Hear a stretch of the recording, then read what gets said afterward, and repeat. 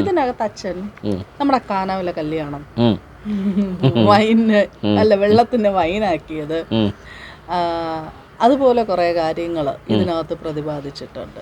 അതുപോലെ തന്നെ യേശുവിന്റെ ക്രൂശീകരണം, യേശുവിന്റെ ഉയർപ്പ്, ഈ സാധനം എല്ലാം വായിച്ച് 2 ദിവസം തല മുഴുവനും പുകഞ്ഞ് മൊത്തത്തിൽ ഇങ്ങനെ വീണ്ടും ഇതുമായിട്ട് ഡയറക്റ്റ് ഒന്ന് കുറേ നേരം ഇരുന്ന് ചിന്തിച്ചപ്പം ഹൃദയത്തിനകത്ത് ഉണ്ടായ ഒരു ആനന്ദം ഉണ്ടായിരുന്നു. ഒരു കാലത്തും ഒരു മനുഷ്യനും കാനാവിലെ കല്യാണവും പച്ചവെള്ളത്തെ വീഞ്ഞാക്കിയതും ഇതാണ് എന്ന് ഒരു കാലത്തും ഒരു മനുഷ്യനും, ഇനി തിയോളജി പഠിച്ച് ഇത്രയും നല്ല എക്സ്പീരിയൻസ് ഉള്ള ഏതെങ്കിലും മുതിർന്ന നല്ല അച്ഛന്മാർ അവർക്ക് രഹസ്യം അറിയാമായിരിക്കാം, പക്ഷെ അവരത് പുറത്ത് പറയാനായിട്ട് അല്ലെങ്കിൽ ജനങ്ങളിലേക്ക് ഇതാണ് ഈ സാധനം എന്ന് പറയാനായിട്ട് അവർ മടിച്ചത് അവരുടെ ആ ഒരു സഭ എന്ന് പറയുന്ന സിസ്റ്റത്തിന്റെ നിലനിൽപ്പിന് വേണ്ടിയിട്ടായിരിക്കും.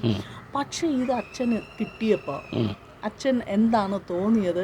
അച്ഛൻ എത്ര ധൈര്യം ഉണ്ടായിരുന്നു? ഇത്രയും നാള് ഇത് വെളിപ്പെട്ടാൽ പോലും മനസ്സിലാക്കാത്ത അല്ലെങ്കിൽ പുറത്ത് പറയാത്ത വ്യക്തികൾ, അല്ലെങ്കിൽ ഇത് പുറത്ത് പറയാൻ മടിച്ച വ്യക്തികളെ കവച്ചു വെച്ചുകൊണ്ട് അച്ഛൻ ഈ സാധനം എഴുതാനായിട്ടുള്ള ധൈര്യം. ഈ കാലഘട്ടത്തിൽ ചില സത്യങ്ങൾ റിവീൽ ചെയ്ത് കിട്ടേണ്ട ഒരു കാലഘട്ടമായി ഇപ്പം നിൽക്കുന്നത്. ശബരിമലയിൽ മകരവിളക്കിനകത്ത് മകരജ്യോതി തെളിയിക്കുന്നത് മനുഷ്യൻ്റെ കരങ്ങളാണ് എന്ന് ഒരു കാലഘട്ടത്തിൽ പറഞ്ഞാൽ അവനെ വേറൊരു ഒരു വിദ്വേഷത്തോടു കൂടെ ദേഷ്യത്തോടു കൂടെയൊക്കെ നോക്കുന്നൊരു കാലഘട്ടം ഉണ്ടായിരുന്നു. മകരജ്യോതി എന്ന് പറയുന്നത് ഫാബ്രിക്കേറ്റഡ് ആണ് അല്ലെങ്കിൽ മനുഷ്യനുണ്ടാക്കുന്നതാണ് എന്ന് പറഞ്ഞാൽ ഒരു സമയത്ത് എങ്ങനെയായിരുന്നു?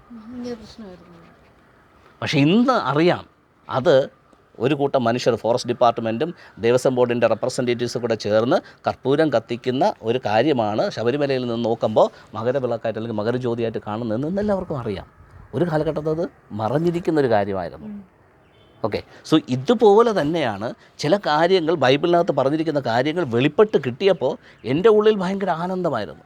സോ അത് വെളിയിലേക്ക് കൊണ്ടുവരിക എന്ന് പറയുന്നത് ഈ കാലഘട്ടത്തിൽ പോസിബിൾ ആയതുകൊണ്ട്, അതിനുള്ള സ്വാതന്ത്ര്യവും അവകാശവും ഉള്ളതുകൊണ്ട്, അക്സെപ്റ്റൻസ് ഉള്ളതുകൊണ്ട്, ഇന്ത്യൻ ഭരണഘടന എന്തും പറയാനായിട്ടുള്ള സത്യത്തെ വെളിയിലേക്ക് കൊണ്ടുവരാനായിട്ടുള്ള ഒരു പ്ലാറ്റ്ഫോം ഇന്ത്യൻ ഗവൺമെൻറ് തരുന്നത് കൊണ്ട്, ഒരു ഇന്ത്യൻ പൗരന് അതിനുള്ള അർഹത ഉള്ളതുകൊണ്ട്, സോ ഇപ്പോൾ റൈറ്റ് ടൈമാണ് ചില സത്യങ്ങൾ വിളിച്ചു പറയാനായിട്ട്.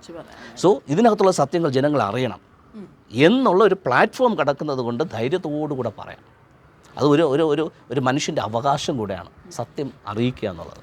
സോ ഇന്ത്യൻ കോൺസ്റ്റിറ്റ്യൂഷനകത്ത് അതിനകത്ത് പ്രത്യേകിച്ച് പറയുന്നുണ്ട്, ഒരു മതത്തിൻ്റെ അകത്തുള്ള കാര്യങ്ങളെ പ്രചരിപ്പിക്കാൻ, ആ സത്യത്തെ പ്രചരിപ്പിക്കാനായിട്ടുള്ള സ്വാതന്ത്ര്യം ഇന്ത്യൻ ഭരണഘടന തരുന്നുണ്ട്. അപ്പോൾ ആ ഇന്ത്യൻ ഭരണഘടനയിൽ അകത്തുള്ള ഒരു സ്വതന്ത്ര ഇന്ത്യൻ പൗരൻ എന്നുള്ള നിലയിൽ ക്രിസ്ത്യാനിറ്റിക്ക് അകത്ത് കിടക്കുന്ന സത്യങ്ങളെ വിളിച്ചു പറയാനായിട്ടുള്ള അവകാശം എനിക്കുണ്ട്. ആരും തടയത്തില്ല. പ്രൊട്ടക്ഷൻ ഇന്ത്യൻ ഗവൺമെൻറ് തരും. സോ ഇതാണ് സത്യമെന്നറിയുമ്പോൾ ഇന്ത്യൻ ഗവൺമെൻറ് ഇതിനെ അപ്രീഷിയേറ്റ് ചെയ്യുള്ളൂ. എന്നെ കൊല്ലാനായിട്ടുള്ള വകുപ്പില്ല. അന്ന് യേശുവിനെ കൊല്ലാനായിട്ട് അന്ന് വകുപ്പുണ്ടായിരുന്നു.